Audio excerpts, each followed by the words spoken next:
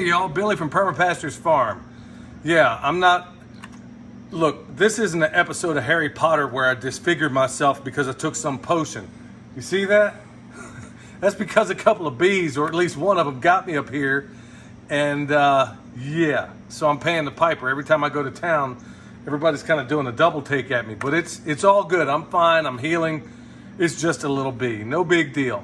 In fact, they say beekeepers never get arthritis, so maybe that'll work out for me because everybody at this point has been stung. But that's not going to stop me from what I got to do today, and that's to make some compost tea. Now, if you go back and watch the video we did a little while back, it was actually a rather comprehensive version on how to make fungal dominant compost tea. Today we're just going to make regular compost tea, and almost certainly is probably more bacterial dominant. And that's the stuff. When it's fungal, you want to try to use it with your trees and your woody things. When it's bacterial, that's stuff you more than likely want to use in the garden. So what do we have here?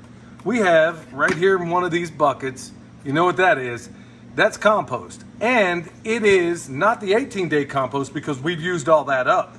In fact, we used the last of it when we made that potting soil. Go back and watch that video too, because you're going to learn a lot on how to do that and how easy it can be.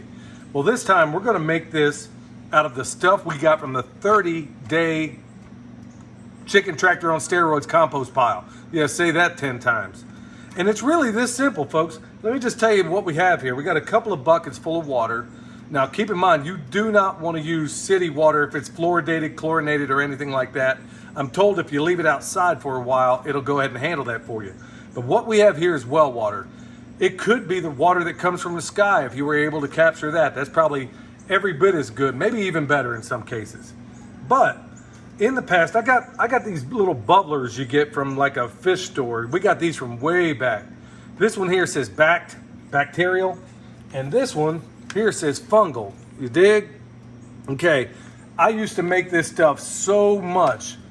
In fact, the fungal especially. I used to make that stuff so much that, it got confusing almost. So I wanted to make sure it wasn't that critical that I mixed them up a little bit. But in some bacterial mixes, some people like to use molasses. We don't do any of that. In fact, it's really this simple because Michelle's going to need a lot of it for what she's doing. And here in a while, I'm going to start up. Remember, go back and watch that other video on the fungal dominant tea, because I'm going to wind up doing some of that. I'm going to do it around these trees down here. It's not absolutely necessary, but I think it's awesome.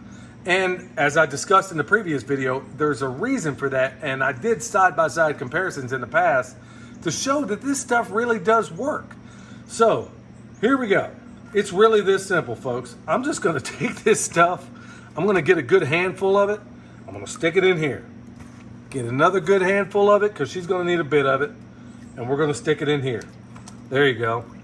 My first permaculture instructor, Nicholas Burtner over at the School of Permaculture, actually showed me this trick of, hey, if you got any nail fungus, foot fungus, there's this friend of mine named Dion. This dude walks around. He's got the worst fungus I ever seen in my life, and I really wish he'd dump his feet down in one of these things. Maybe it'd chew away some of that stuff he has going on. Anyway, he'll probably give me a little bit of you-know-what over this. So anyway, we're really just going to take a big handful of it, stick it in each bucket. And because I'm really not too worried about which one's which, I'm going to take these little fish aerators. I'm going to stick one in here. Yeah, let's stick one in here. And I got a little weight on them. If you don't weight them down, they'll tend to want to float. And I got one in here. Okay, I'm going to walk over to my GFI over here, or ground fault circuit interrupter. I'm going to go ahead and fire this thing up. Now, there you go, it's bubbling. I'm gonna let this stuff go for 24, maybe even 36 hours. That's usually the amount of time it requires for this. It's really this simple. I'm gonna multiply the bacteria, put some air in this thing, and we're gonna be off and running. All right, so why even go through the trouble of doing this? We use this compost everywhere. Remember, in these systems, we never quit composting no matter the time of year. There's some people that will argue this way or that. I've never seen nothing but excellent benefits in using compost all year long, whether it's on the trees or whether it's in the garden. But why compost tea? Well, really, at the end of the day, I could go through and give you a long list of reasons why, probably a really impressive list of reasons. Just know that you're multiplying your beneficial bacteria. You're putting it on steroids. Now, how can you use it? I think in this particular case, Michelle's going to basically, you can strain this stuff. Make sure you don't strain it too finely, otherwise you might be removing some of the beneficial bacteria. But she's going to be putting this in a water can and putting it at the base of some of the things that might be struggling just a little bit. Or you can use it, you can put it in the pump sprayer. The way I do with the fungal dominant stuff, I use it mostly as a foliar strain. I can never say that word.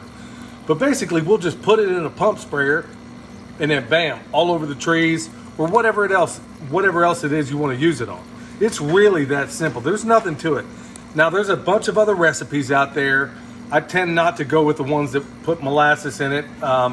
I think Dr. Lane Ingham makes a pretty awesome argument as to why you shouldn't use it, especially when it comes to fungal stuff. You don't want to be, definitely not in a fungal mixture, do you want to be sticking something that's going to feed bacteria. You know, molasses, sugar, you don't want to do that. To some extent, you could also see it as a liquid fertilizer. You know, there's arguments out there, camps, and I'm a little curious about the camps that say this stuff does no good, because I'd be curious about the compost they used. Remember, folks, this is why we started off this whole series on the 18-day compost pile. And then we moved into the 30-day compost pile that we get out of the chicken tractor on steroids. And then we've broken it down a little bit more. What can you do with it? How can you multiply it? How can you make it a combat multiplier, if you will, in different systems? That's exactly what we're doing here. So if you don't start with good compost, or like I explained before in one of the last videos, that if you're like some of these folks that think they're buying really good compost and they spend a lot of money for it and they get a dump truck of it, and then you get it back to the house and it has no life in it, ain't no good. Plus, the stuff you make at home is almost certainly, not almost certainly, it will definitely be more packed with beneficial microbes that are suited to your environment than anywhere else. That's why I keep going back to making your own compost. And if you have to buy it, get it as locally as possible. All right, another thing you can do as far as when it's all done, okay? This stuff can be used, depending on whom you ask, it can be diluted up to 20, some even say 50 times. Every time I do a fungal dominant, I usually go 50-50. I mean, it'll be 50 of regular well water and 50 of the compost tea. That's typically what I do, and I've not seen any negative results. So there's some things you can kind of put in together. Do your own research. Find out what works for you. Tweak it one way or another, and then let me know in the bottom of here, you know, if you got a better way of doing this, by all means, let me know. I definitely want to know if there's a better, easier way of going about this. But this is the simplest way to do it. And you don't even need the bubbler. There are other methods out there where you just put this stuff in a bucket, put a lid on it, have a nice day. Or there are some people, I've seen other folks do it, and they've sworn by it, where they put it in the bucket, kind of swish it up for about 5 minutes, go to work, put it on there. There's no way it's not going to help, at least in some capacity or another. But all we're going to do is basically take this stuff out, hit it with a strainer, maybe not even that. If it's going to go in a watering can, we have one of those cans where the end pops off. So if some of this stuff clogs up in there, you basically knock it out, go back on and keep going at it. So there's really nothing to it. We'll let it go for 24 hours and then it's off to the races. So folks, I hope that helps. Give it a shot. Like I said, get the best compost you can find. Better still, the best compost you can make. That is the best.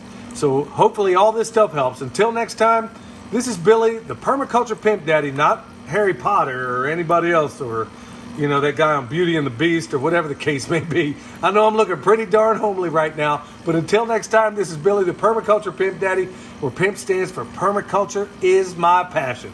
We'll see you next time.